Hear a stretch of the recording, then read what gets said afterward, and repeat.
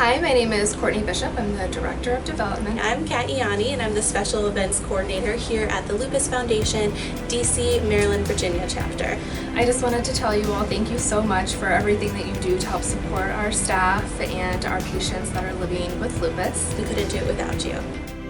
My name is Don Thomas, and I'm a rheumatologist. When I was a resident in internal medicine, I saw this young lady who was affected by lupus that was so severe it attacked her kidneys, and she eventually, unfortunately, went into kidney failure.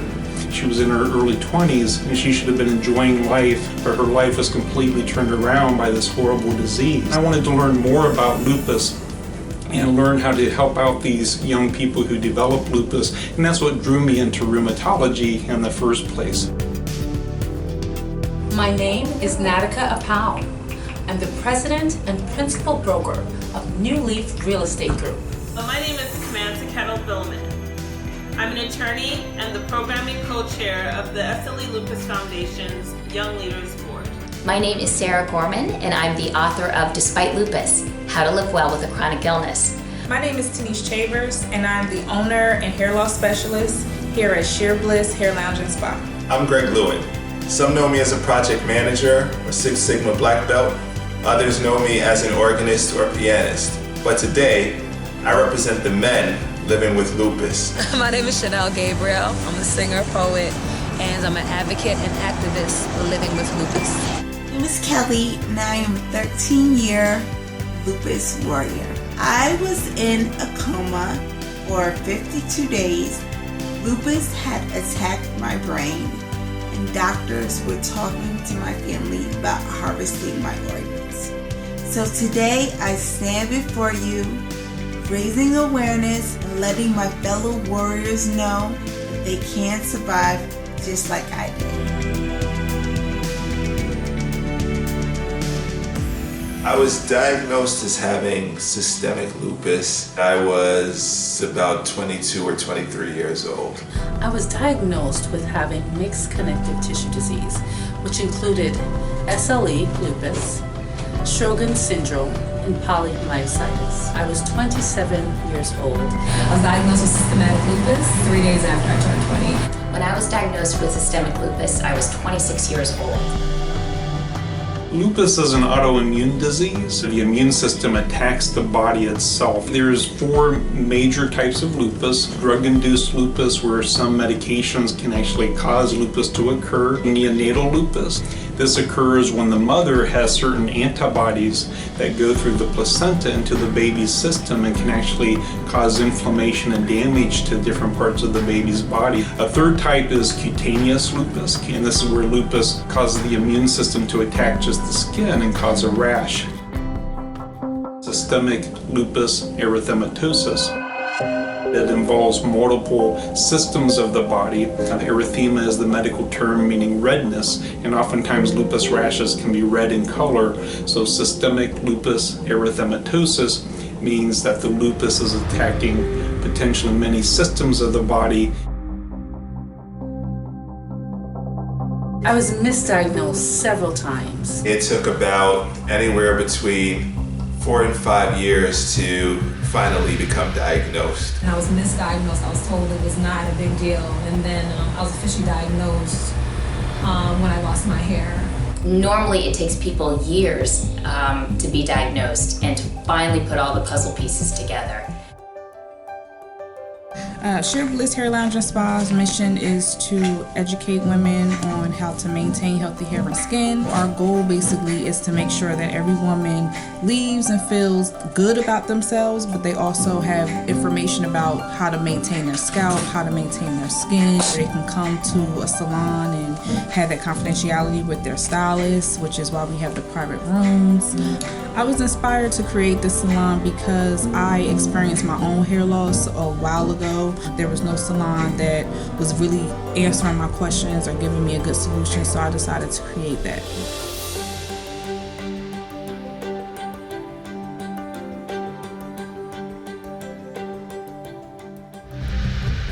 Since systemic lupus can affect any part of the body, oftentimes we need the help of specialists to help guide our therapy. The problem with this ANA test was that anywhere from 10% to 20% of the normal population is positive for this test, so it's very nonspecific. My initial reaction was a little bit of shock, but also a little bit of uncertainty. I kind of thought that my days were just numbered. I was a bit confused. I was overwhelmed because I didn't know how to begin taking care of myself. Initial reaction to the news was relief, because I was just glad that somebody finally told me what was wrong with me. I think the scary part came a lot later when I realized that I still would be getting sick. But the shock wasn't initial. It was after 3 months when the symptoms didn't go away and I was still on medication. 3 years later, when I was still dealing with the symptoms and still on medication, that was what was so difficult for me. Lupus, as I mentioned, is a genetic disorder. Over 50 genes have been identified that cause it. The more genes that someone inherits, the more likely it is that they will develop lupus. For example, we think that today the most common cause of lupus being triggered on in someone who has the genetic predisposition are viral infections, especially Epstein-Barr virus. So unfortunately, people with these genes have very little to do as far as preventing infections such as Epstein-Barr virus. However, there are other triggers that can turn lupus genes on that can be avoided. For example, cigarette smoking. Cigarette smoking can actually change the DNA structure or the molecules that are attached to DNA and cause the genes to turn on and actually cause the lupus to become active. I kind of made up in my mind from the moment I was diagnosed, once I got over the initial shock, that I wouldn't let it defeat me. I tried to focus on what I could do. I think it's easy to focus on the things that you're limited with, like the limits that are placed on you because you have a chronic illness. A positive attitude was never my problem when it came to lupus. That is a strong suit of mine. That was my MO with lupus. I thought, I'm just gonna push through. I'm just gonna ignore this disease. I'm gonna act like it's not affecting me.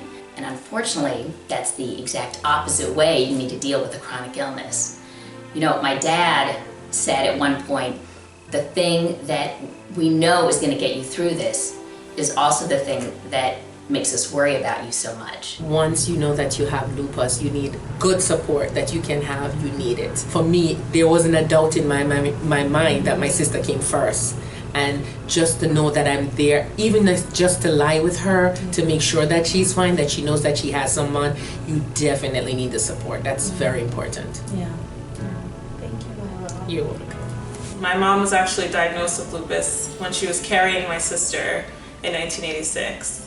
And my sister developed lupus when she was only 5 years old. Because the symptoms of lupus may not always be readily apparent, sometimes she appeared normal and healthy. She eventually suffered from end-stage renal failure. It really took a toll just seeing the transformation from someone who was active and a social butterfly and very fashionable to someone who was in failing health quite obviously and wasn't working anymore and sometimes couldn't get out of bed. But over time, as her condition worsened, it was easy to tell that she was sick. Seeing my sister and my mother suffer the way they did really made me feel as though I was lucky to have escaped lupus, because on my mother's side, I also had aunts who passed away and who had to live with lupus. My mom had 5 sisters, and of those 5, 3 of them had lupus, and all of them have now passed away. And so just feeling like I was the lucky one, I felt the responsibility to speak out against lupus and also do my best and make my mother proud. People suffering from lupus do need a voice. For me, I chose to be a voice because I'm in a position where it means something to me.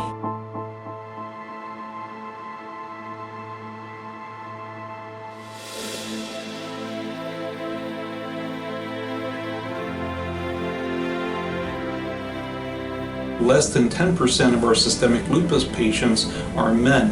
One reason is because of the hormonal influences, Probably a more common reason though is the genes themselves that are linked to the X gene. You know, men are XY, have the XY chromosome, women have the XX chromosome, and some of the genes that have been identified that cause lupus are actually in the X chromosome. With lupus, I recognize, or I was instructed that a good part of the healing is having to get ample rest. For the most part, I have to pace myself. I have to pay attention to my body, and it gives me signs of when, you know, I'm going into a flare. It made me start to prioritize things and not automatically just kind of overextend myself the way that I always had. The fatigue with lupus is so overwhelming, it's so debilitating, that a nap is required if I'm to function for the entire day. I have 2 small children, a 5-year-old and a 7-year-old. I have a lot of stuff going on with my business and my book. You know, a diagnosis with lupus absolutely turns your world upside down. It's also just let going of your expectations, of your plans for career, for when you're gonna have children, for your relationships, for what you think your life is supposed to look like. You kind of have to put those things aside and say, all right, what's my life with lupus going to look like now? And you have to start putting one foot in front of the other. I think my greatest achievement is not allowing myself to be defeated by lupus. I recognize that healing first starts with me, and so that starts with my mind and thinking positively.